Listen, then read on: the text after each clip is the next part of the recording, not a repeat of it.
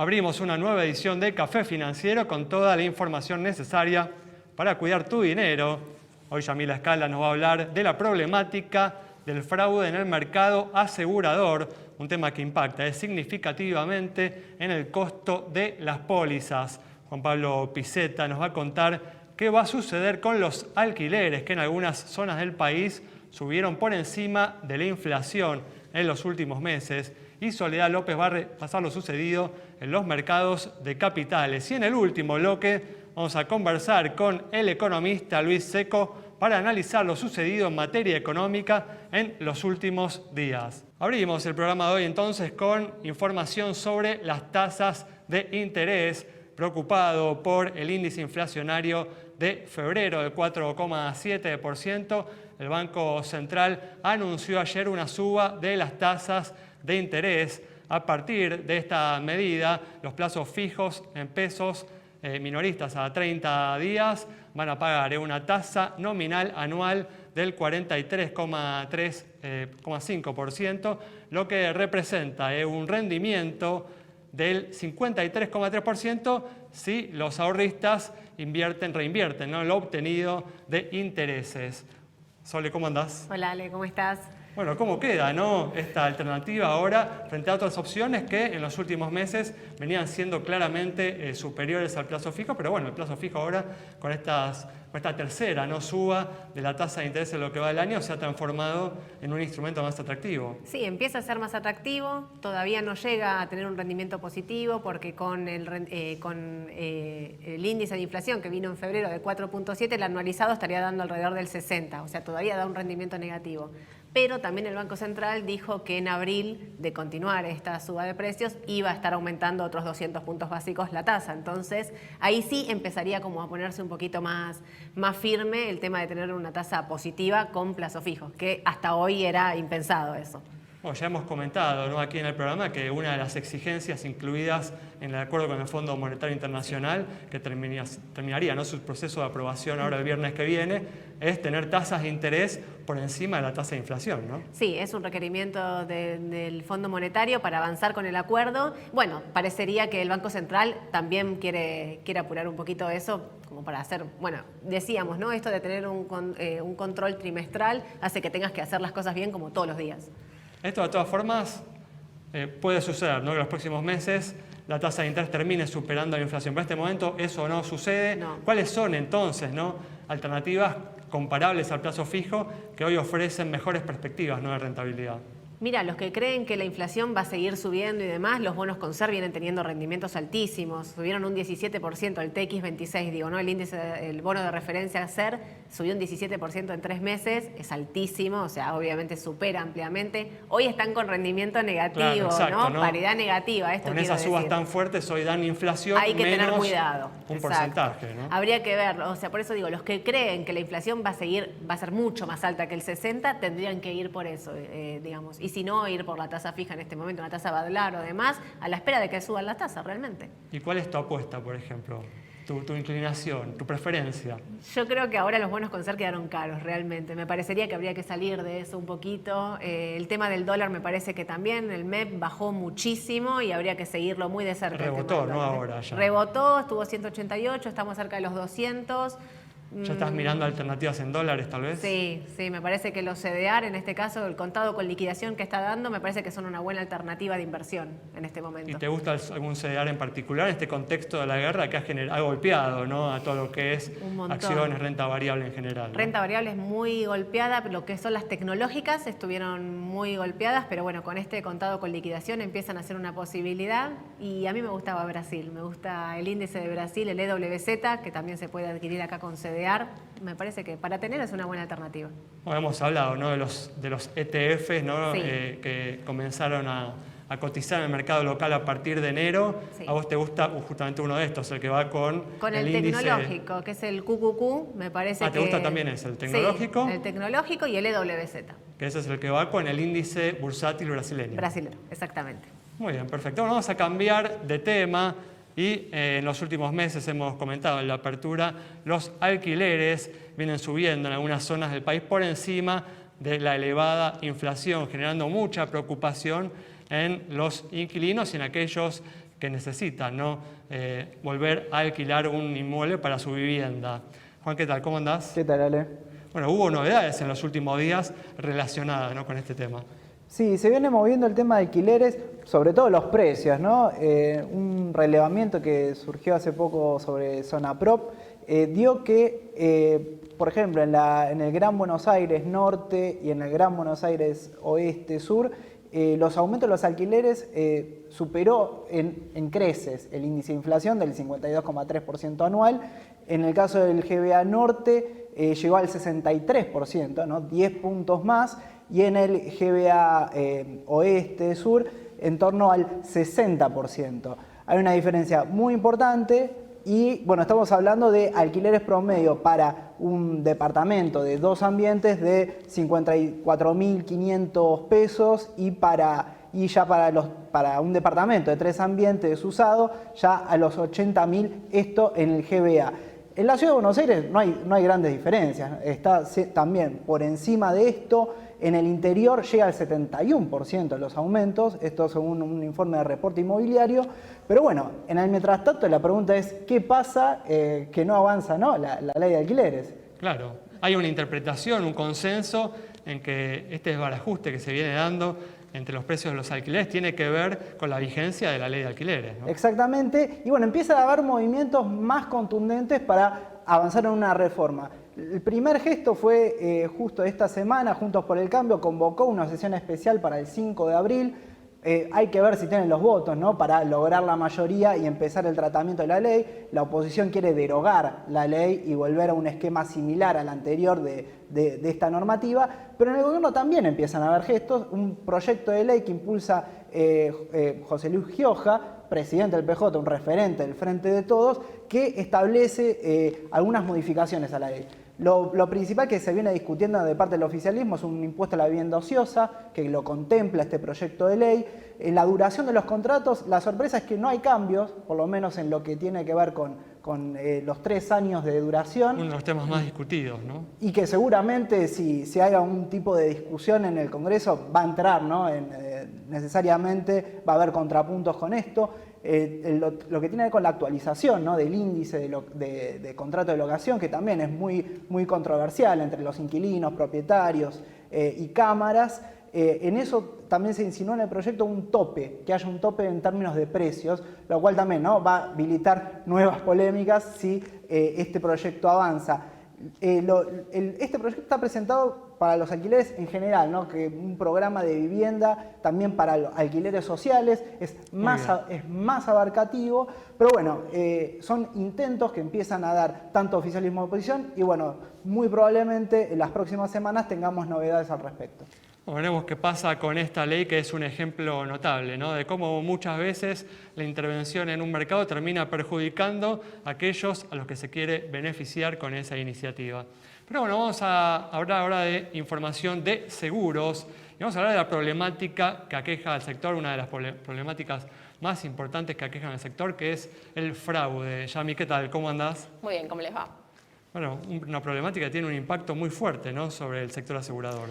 Sí, lo que sucedió fue que nuevamente este año un proveedor de tecnología asociada a inteligencia artificial hizo un relevamiento en concreto, una encuesta que abarcó a 420 profesionales alrededor del mundo, le hizo distintas preguntas respecto de la industria y un dato que arrojó y que va en aumento tiene que ver con cuántos casos sospechosos terminan siendo efectivamente fraudulentos. Está en torno al 24%, cada uno de cada 4 casos sospechosos. De ahí la problemática, como decís, Alejandro, por qué esto impacta tanto de lleno en la industria y finalmente en el consumidor, en el precio de la póliza, por todos los problemas asociados que trae a hechos que no existieron, a hechos que son engañosos, que son estafas, ¿sí?, que bueno, tienen toda una industria por detrás, como ya hemos visto algunas veces. Hay un esquema, ¿sí?, se repiten algunas y otras modalidades. Por ejemplo, en 2021, respecto a lo que arroja esta encuesta, es que hubo mucho respecto de lesiones falsas, no divulgación de información relevante, accidentes simulados, robo de ruedas y denuncia falsa de robo del teléfono móvil. ¿Cuáles son los desafíos, sí, para la industria? Conocer el modus operandi actual, sí, tener datos relevantes al momento, la calidad de los datos internos y la protección de esos datos.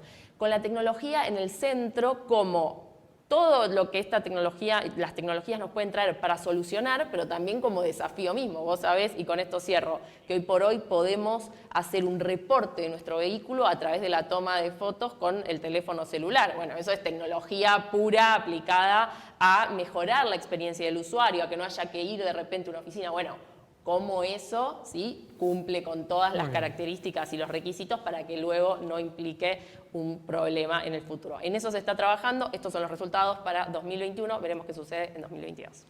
Bueno, un tema realmente importante que, como muy bien dijo Yami, termina impactando en el costo que pagamos todos por nuestros seguros. Con esta información cerramos el bloque. Quédate con nosotros. Al regreso vamos a continuar con la temática del seguro. Vamos a hablar de seguros agrícolas.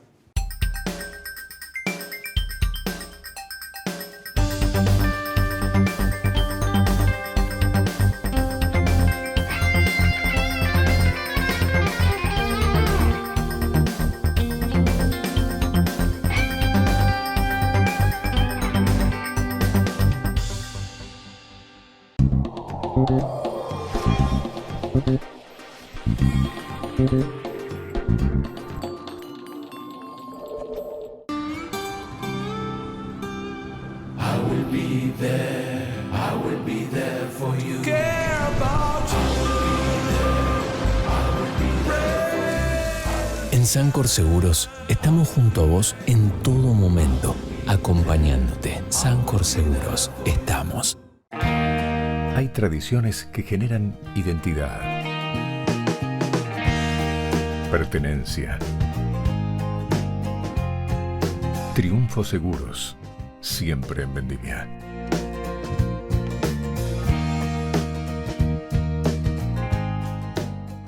Grupo Petersen, desde 1920, construyendo el país. ¿Te chocaron y no fue tu culpa? No te preocupes, llegó Autoreclamo. Ingresá hoy mismo en www.autoreclamo.com.ar y nosotros lo resolvemos por vos.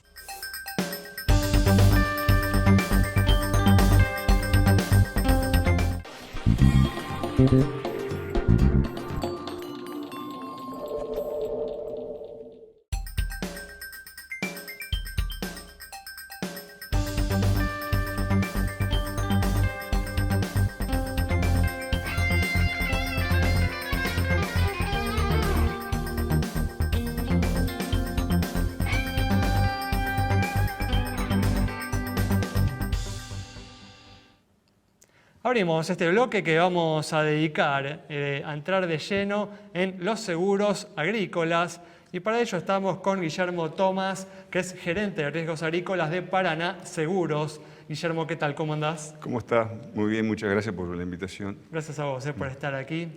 Y bueno, contémosle al público cuáles son las coberturas que ustedes ofrecen en este rubro. Bueno, Paraná Seguros decidió en el 2017 abrir la rama de granizo, una rama que está muy consolidada, está muy madura en el país, y entonces desarrollamos un producto basado en algunas innovaciones tecnológicas, basadas en algunas diferencias con el mercado, que bueno, a la hora de ofrecérsela al agricultor cayó muy bien.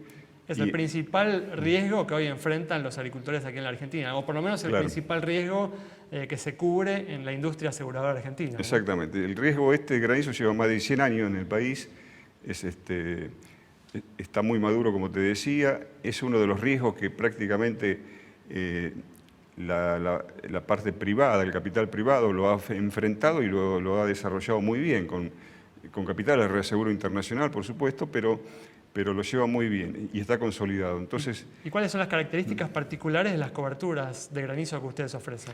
La cobertura principal o diferencial, digamos, es granizo, helada, viento y bueno, sequía en el caso de que ocurra un fenómeno como estos últimos años, estas últimas campañas, que la sequía afecta a un lote, está asegurado contra granizo, contra helada, contra viento, y en ese caso nos avisa el agricultor y le damos de baja directamente la póliza, anulando ese riesgo. Entonces, algo que tiene mucha actualidad, ¿no? Actualidad. Sí, acompañamos. Años la sequía ha sido un gran problema para los productores argentinos. Sí, señor, y ha afectado sobre todo esta campaña, por supuesto, 2017, 2018 también.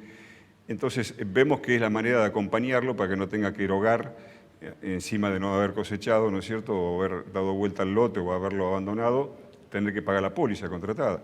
Bueno, esa manera de que Paraná Seguros y Tero Granizo, la marca nuestra de agro, acompaña al agricultor. ¿Y qué otros servicios ofrecen a los productores? Y básicamente la alarma granizo. Alarma granizo significa un servicio satelital que tenemos contratado y que se está grabando en Anápolis en un servidor Azure. Y nos está tirando una alarma a las 2 horas que pasa la tormenta, avisándole al agricultor contratado el seguro en qué parte del lote ha caído el granizo. Entonces, depende en qué parte del lote cayó el granizo, directamente le enviamos la foto para que él lo revise y denuncie inmediatamente. Esto es una novedad porque la compañía se pone a la par del agricultor. No está en la antípoda, ¿no?, que uno no quiere pagar y el otro quiere denunciar y salvar la prima. No, estamos en el medio tratando los dos de resolver un problema que es a la hora de la verdad lo más importante, que es pagar el siniestro, tasar y pagar el siniestro. Nos queda un minuto. ¿Algún otro servicio que ofrezcan?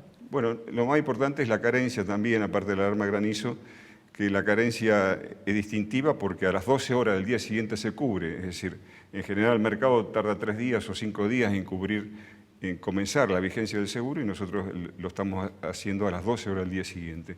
Está muy bien visto por los agricultores y muy aceptado. Entonces, con estas herramientas más la cosecha ofertamos fina más gruesa a partir del mes que viene.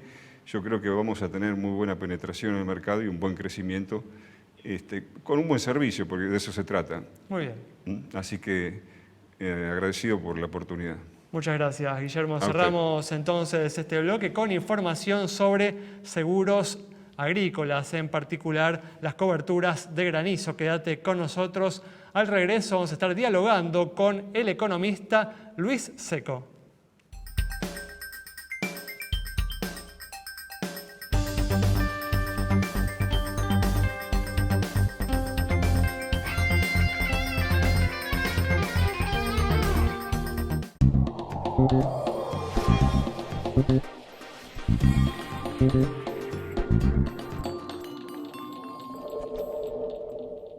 Somos Mercantil Andina.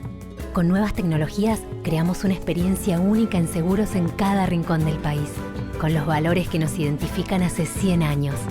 Más interconectados que nunca, en una comunidad que inspira, evoluciona y crece. Mercantil Andina. Incondicional, siempre. Con mi celular trabajo, planifico, llevo momentos únicos. Todo lo que me importa está acá. Para protegerlo contraté Segurocel de Rus Seguros. Una cobertura contra accidentes, daños y robos. Consulta hoy a tu productor asesor de seguros. Segurocel de Rus Seguros.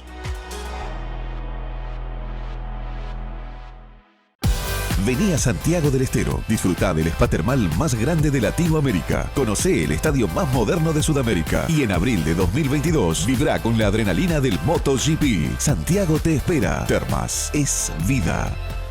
Grupo Petersen, desde 1920, construyendo el país. ¿Te chocaron y no fue tu culpa? No te preocupes, llegó Autoreclamo. Ingresá hoy mismo en www.autoreclamo.com.ar y nosotros lo resolvemos por vos.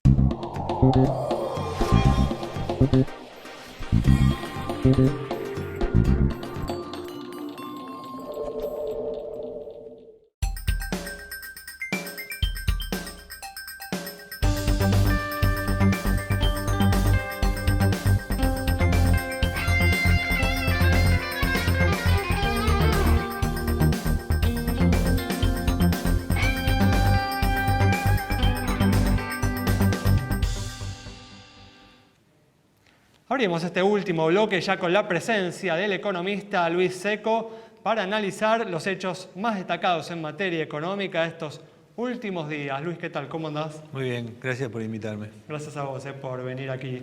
Un placer. Bueno, reaccionando al elevado índice de inflación de febrero, el gobierno puso en marcha en los últimos días lo que ha denominado como la guerra contra la inflación. Y para hablar, ¿no?, de terminología bélica, ¿cómo has visto, ¿no?, las primeras maniobras que ha realizado el gobierno en esta guerra que ha emprendido?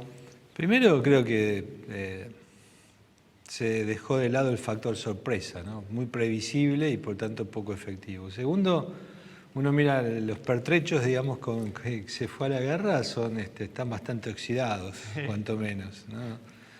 Adolecen, digamos, de la falta de inefectividad, de la falta de sorpresa, producto de la falta de sorpresa, más de la historia argentina, que en general no han dado ningún resultado positivo, salvo por periodos muy cortos de tiempo.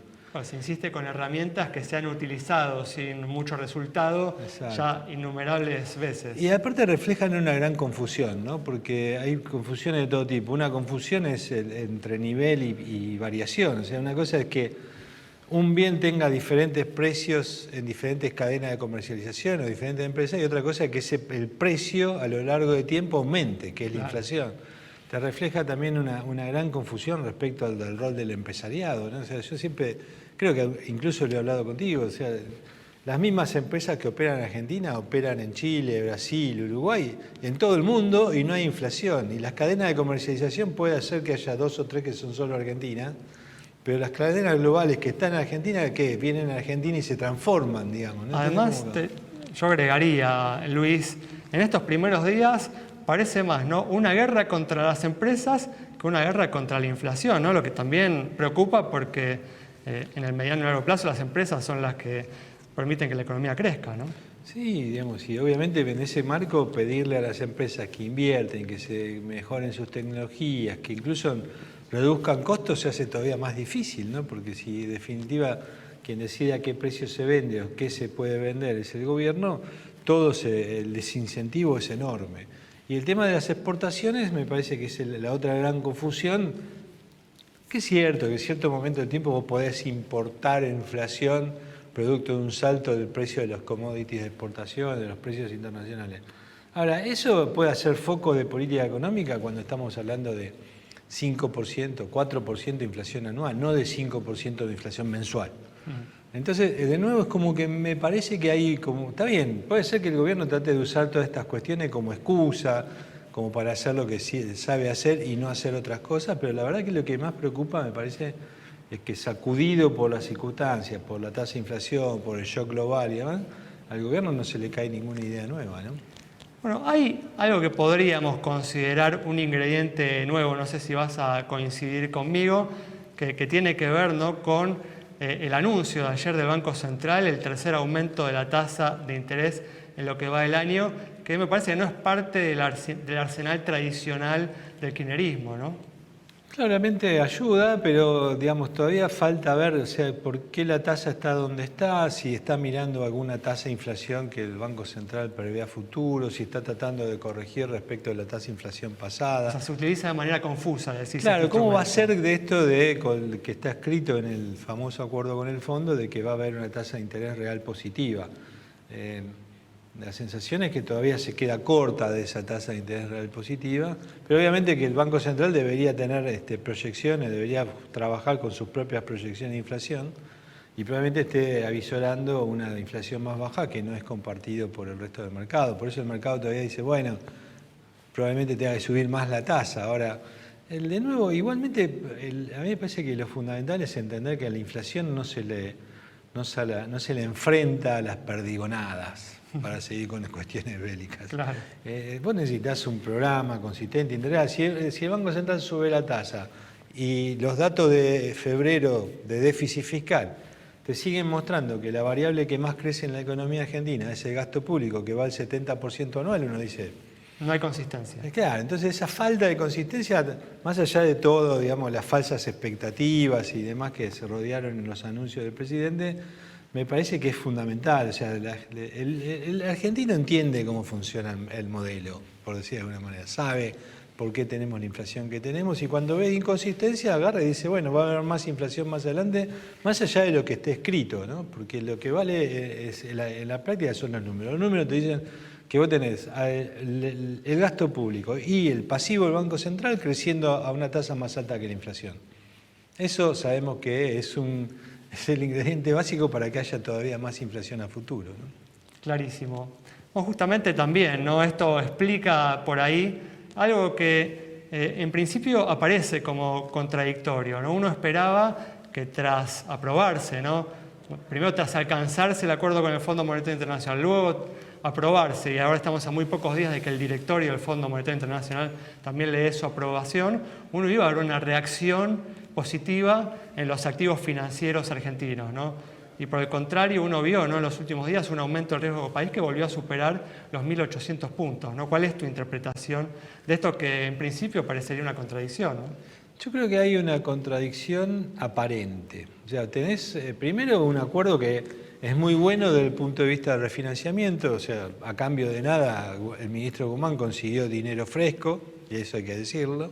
Está bien, patea el problema para el próximo gobierno, los próximos gobiernos, pero desde el punto de vista de la renegociación fue bueno. Ahora, el programa que tiene detrás es bastante poco consistente, parece más una lista de aspiraciones de deseos que medidas concretas.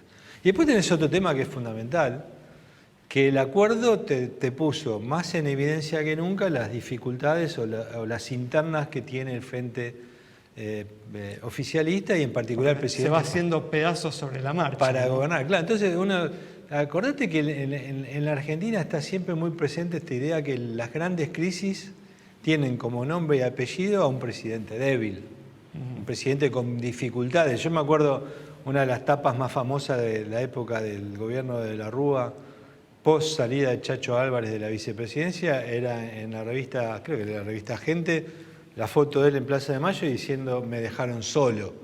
Entonces, esas cosas, digamos... Bueno, la actitud de Alberto igual parece, ¿no?, intentar dar una impresión de fortaleza, ¿no?, en esta interna. Parece tener una estrategia distinta, ¿no?, a la de la Rúa. Sí, digamos, pero digamos, al mismo tiempo que trata de dar esa imagen, hoy habla o en estos días está hablando de unidad, que mejor que estemos todos juntos, y pidió un aplauso para la vicepresidenta, ¿no? Entonces digo, me parece que el presidente también se da cuenta de que no pueden hacer demasiado explícita esa división, la soledad, y ahí ve la explicación de los 1.800 puntos de riesgo país. Sí, claramente, digamos, me parece que eso fue si vos me decís con qué se quedó el mercado, y se quedó con los problemas de gobernabilidad del presidente.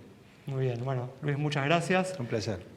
Nos vemos en otra ocasión. Cerramos entonces el programa de hoy con el análisis del economista Luis Seco sobre la complicada realidad económica de la Argentina. Nos reencontramos el próximo miércoles a las 20:30 aquí en Metro.